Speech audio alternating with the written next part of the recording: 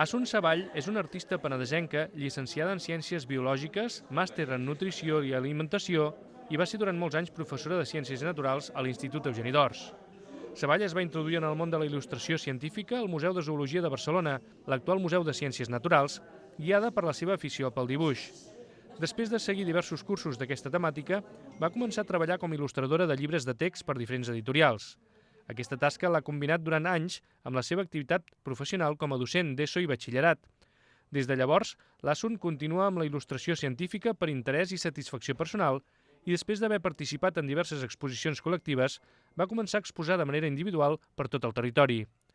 A l'acte d'inauguració ens explicava el perquè del títol de l'exposició. La paraula in vitro ens sona a fecundació in vitro, però en realitat in vitro vol dir en vidre.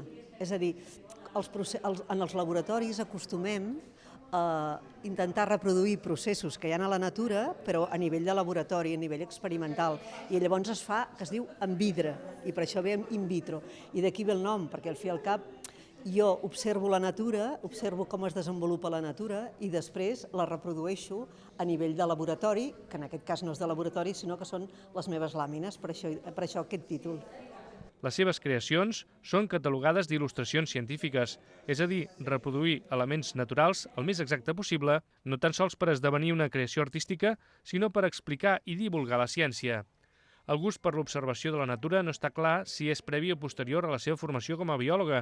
Possiblement, les dues facetes es complementen i s'alimenten. I aquest gaudir de la natura se suma a les ganes d'entendre com funciona, en voler saber com i el per què. Així doncs, el procés per arribar a la creació d'una obra comença amb l'observació, després ve la recerca i documentació, per passar finalment al traç, a la representació el més exacta possible de cada animal o planta. La seva tècnica principal és l'aquarel·la, que combina amb altres com la tinta xinesa o el guaix. Les imatges les treu directament de la natura. Jo soc biòloga, ja vaig estudiar biologia perquè tinc un interès per observar, admirar i conèixer el que és la natura.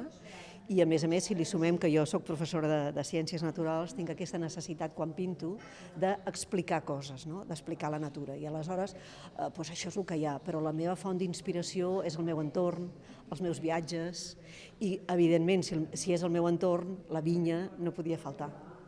En aquesta mostra, Assun Savall ens presenta més d'una trentena d'obres. Una col·lecció d'il·lustracions que uneix les aficions de l'artista, la ciència, la didàctica i l'art.